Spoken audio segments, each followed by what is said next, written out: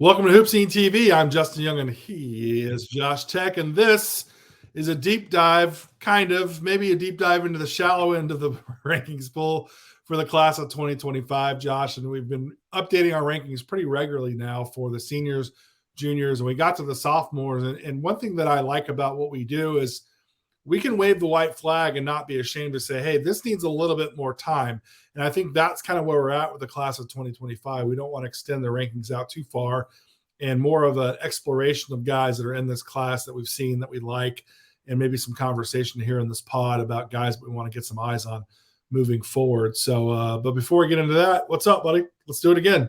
Yeah, let's do it. We're back at it. We're just podcasting machines, right? You said before we were recording that your voice was running low. I had to go downstairs and make some tea to make sure I had some gas left in the tank. So we're gonna go until the wheels fall off, and I'm here for it. Yeah, you may have to cover for me by the time this is over. I may not have a voice, or you may see the. My wife gave me one of these. Like everybody in the West has these giant Stanley cups, but mine is properly stickered up with HoopSeen gear and all the places I've been out here in the West. So you may see this show up. It's not sponsored by Stanley, but we'd sure love it if they did. So feel free to shoot me an email, and we'd get you a sponsor for some of our podcasts. But we're going to talk about rankings updates for the class of 2025. And at the top, Josh, we feel really, really good about our top five. And after that, I think it's kind of more of an exploration. So let's kind of start there at the top with our top five as we look at this class. And if you read anything on our website, or if you watched any of our pods or listened to any of them, you better believe that Cameron Boozer is a player that, well, we love. I mean, we absolutely love him. We've seen him a ton. And I think he's firmly planted there at the number one spot. Let's start there for a second. We'll kind of walk through each of these guys in our top five. But, you know, we've seen this narrative happen so many times now since probably, I'm trying to think when did it, every year was like, he's the best since blah, blah, blah. And I feel like even going back to like Andrew Wiggins, we were saying that, well, not we, but like the industry was like, oh my gosh, is he the best since LeBron? Okay. And then it carried on. Then it was the next guy. And, you know, obviously we saw that with Amani Bates. And, you know, by the time that it ended in high school, he wasn't that guy at all. And so I do wonder, is there a cautionary tale that we need to think about? Because I do think the gap is not super far between him and Cooper Flagg, who was really, really good at the Hoop Hall up in Springfield, Mass, as he got back up into the Northeast area and played in front of his home crowd, no doubt, the Maine native. But do we have to be careful with such a definitive statement of like Cameron Boozer and the rest of the field? I don't know that we have to be careful per se, because we're not really comparing him to, like, we're not saying that he's the best since. We're just saying that he is the best in his class. And then, you know, I think the furthest we go is that he is the best overall high school prospect. And I don't think that that's blowing up the narrative. I think that's just telling the truth, because those 2023 and 2024 classes aren't as strong at the top as we've seen, right? And neither of those classes have those guys where we're like, oh yeah, this guy is the best since. So I think with us, we're just kind of telling what we see and calling it like we see it. I don't think we're overblowing a narrative per se. I think we're just I think he is just that good, and it's been a couple of down classes ahead of him. So I think that's why he's getting a lot of the attention. Yeah. I mean, I would put him in that class where I've talked about it before. To me, the golden era really was 2004 to 2009 in that space where we had, I mean, literally every all-star that you see in the NBA right now. I think Cameron Boozer would have fit in beautifully with that group. I would actually love to have seen high school Michael Beasley play high school Cameron Boozer, both as seniors in high school. That, to me, would be one of my most favorite matchups that we've seen. Or even Blake Griffin. I mean, Blake Griffin was like a top 25 guy. I think we had him 23 overall at Rivals when he was coming out of high school, pretty high. But like even like Oklahoma Blake Griffin, to see him against a guy like Cameron Boozer, I think those are the type of guys that they're in there with. But he's had an unbelievable sophomore season, and he's right now firmly planted at number one in the HoopSeen top spot for the class of 2025 rankings on hoopseen.com. And we mentioned before, Cooper Flagg is number two, and he looked great. I mean, he did. Yeah. He looked great for Montverde at the Hoop Hall. Again, he's from Maine, goes down to Florida. It's his first time to really kind of play like, you know, this nationwide tour. But he looked to me the most comfortable I've seen from him was playing there at the Hoop Hall there in Springfield, Mass.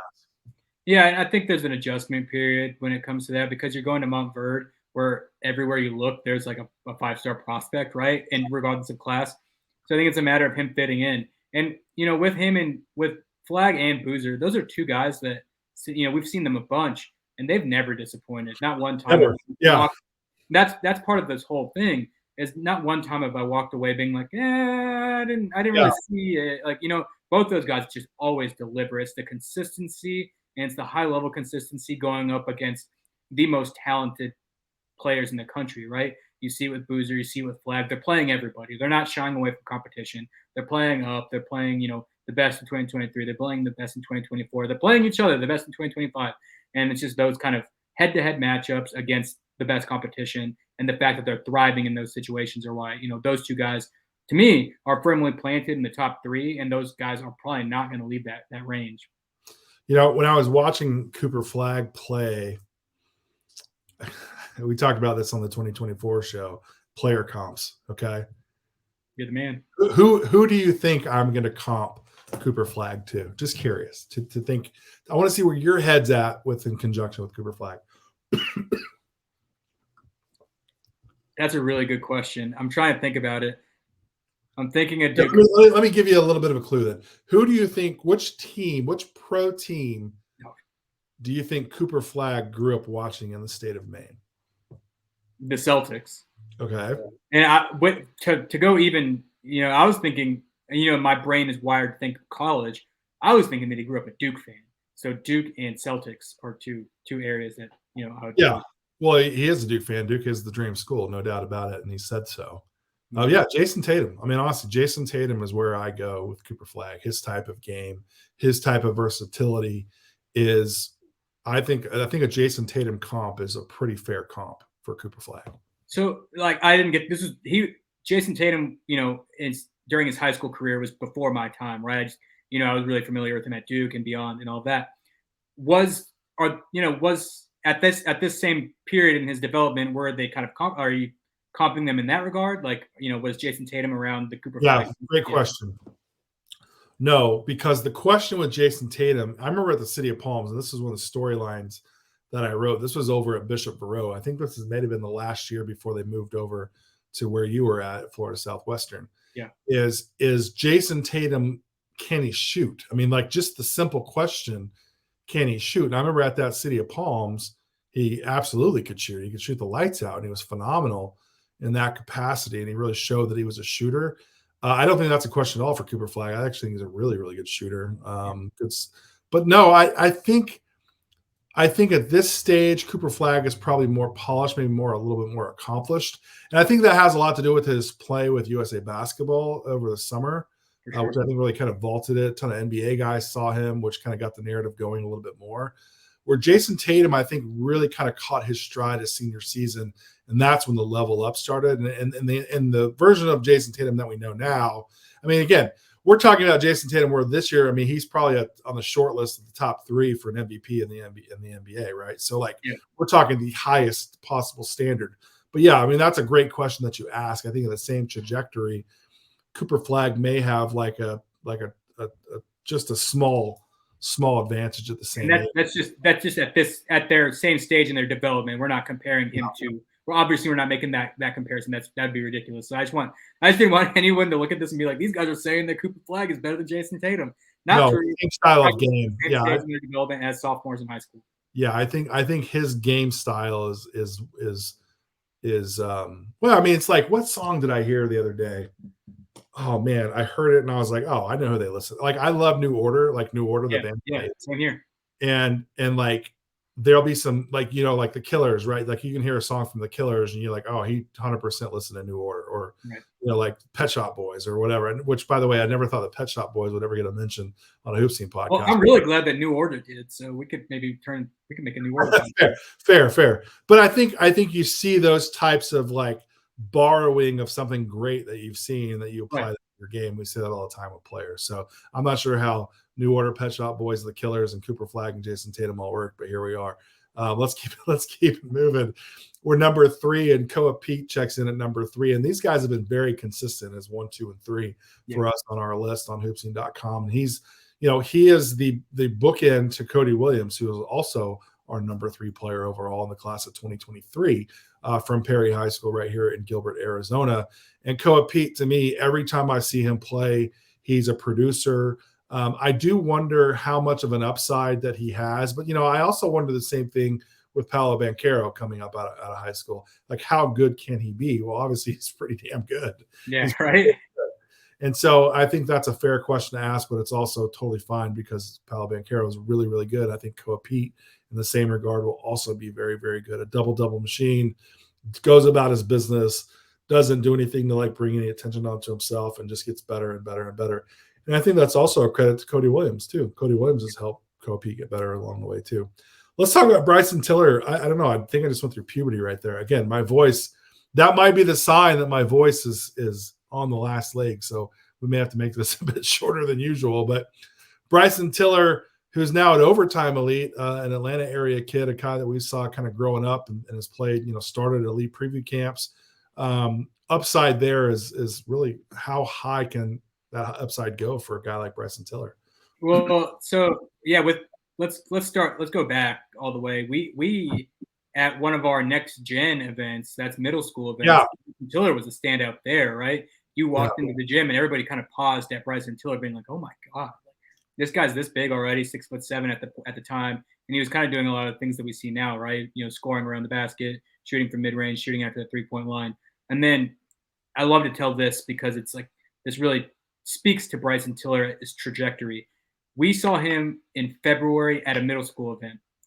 A month later, towards the end of March, early April, or middle of April, we saw him playing 17U with the Atlanta Express. So that kind of really shows Tiller's kind of jump that he made. And now that with Overtime Elite, like, he's really showing that upside. I was there for their opening night at Overtime Elite, and I was talking to an NBA person there, like an NBA scout, and he said, I don't know if I would go this far, but he said that Tiller has top 5, number 1 upside in the class. He said to me that Tiller has number 1 upside in the class, and I was like, all right, well, you cover more NBA than I do, and you cover the NBA draft more than I do, so I'll just defer to you on that one. But if you have people talking in that regard, then yeah, the upside's vast. And another note from those visits to Overtime Elite is I was talking to some of their media people there, and they said, coaches will come in and they have certain guys on their list, the 2023, 2024 guys, whatever.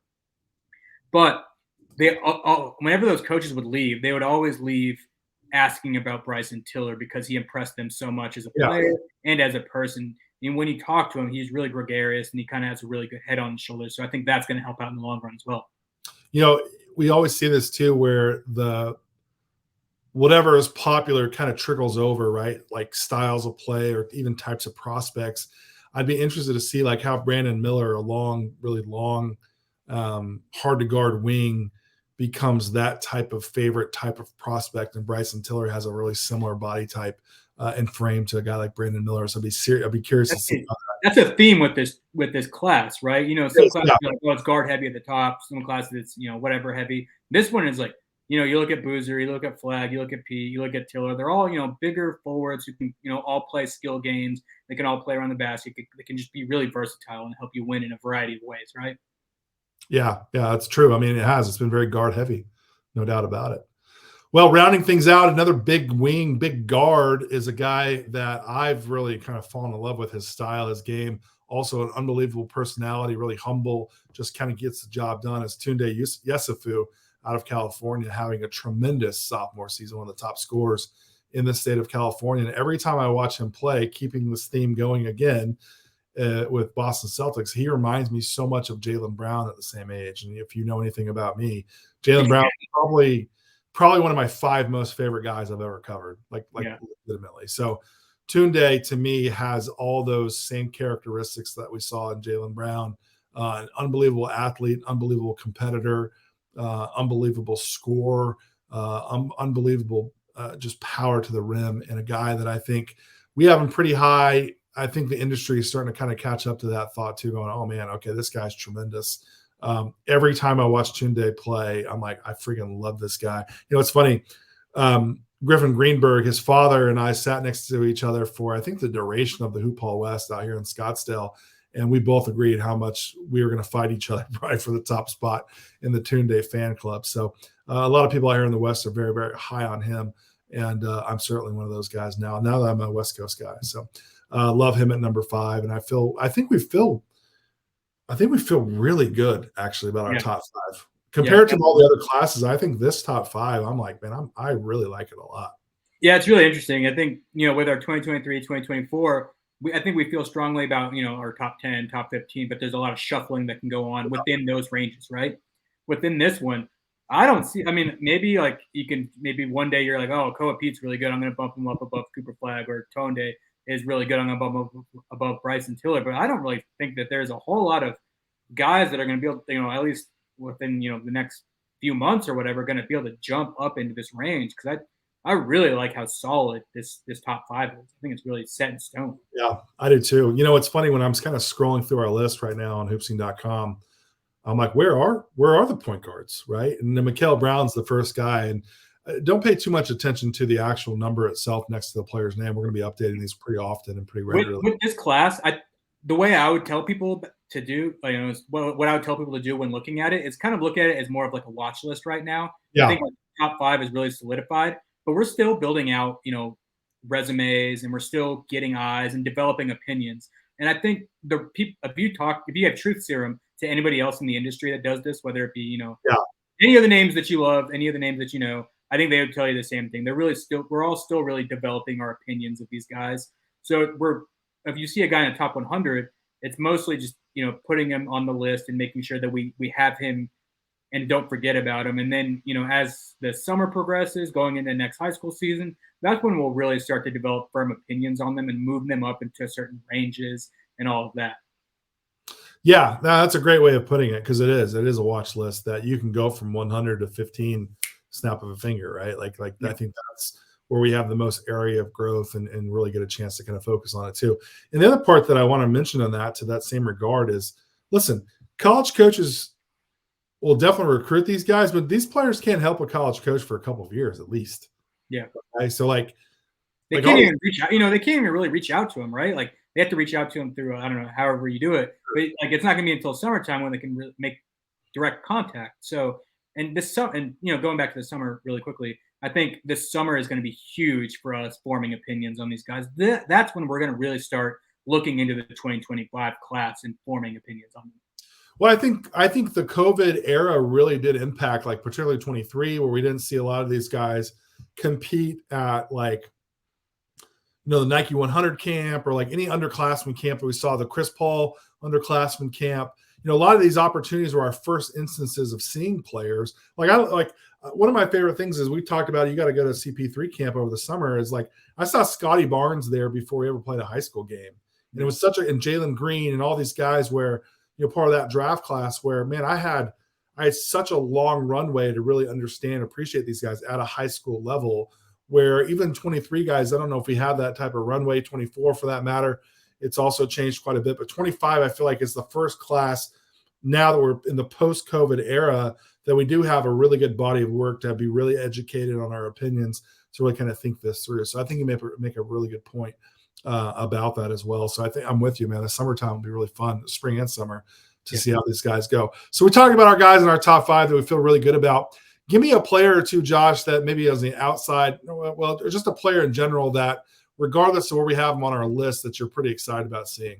Yeah, and this one's fresh on my mind because I've been watching a lot of film on them inadvertently. I've been watching a lot of film on other guys in the class, and St. Francis Academy is usually a team that's like, oh, okay, this team's playing St. Francis out of Baltimore. Then yeah, it's probably it's a really good comparison. Sure. I like to see prospects play against other good prospects. I don't want to see you play the worst team on your schedule. Yeah. So when I see St. Francis, I'm like, okay, that's a good team. They got 3 D1 players or 3 high major players on their roster. That's a good comparison.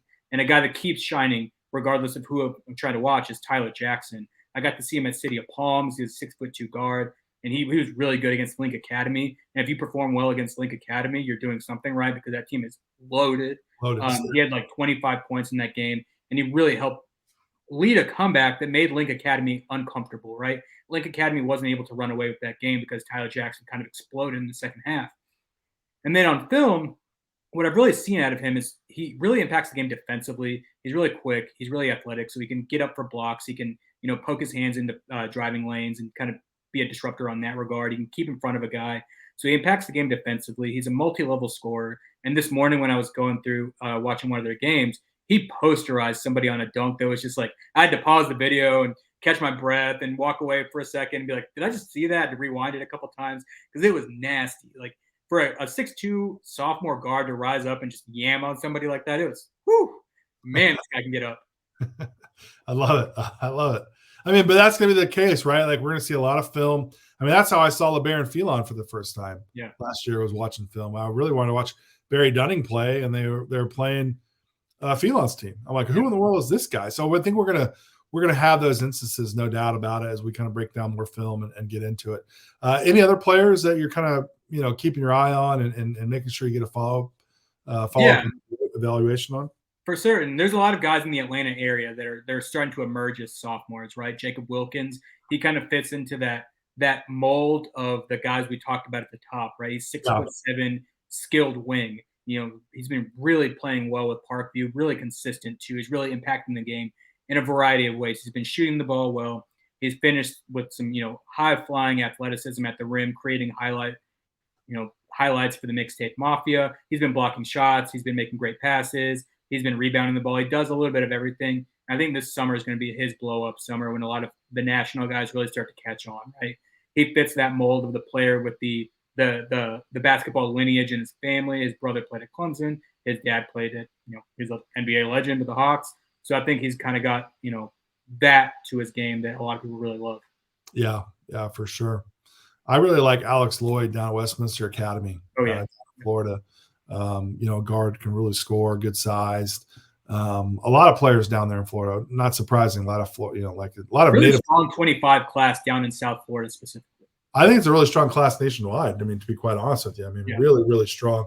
Good size that we talked about earlier with the big guys at the top of the list. So a lot of guys for sure.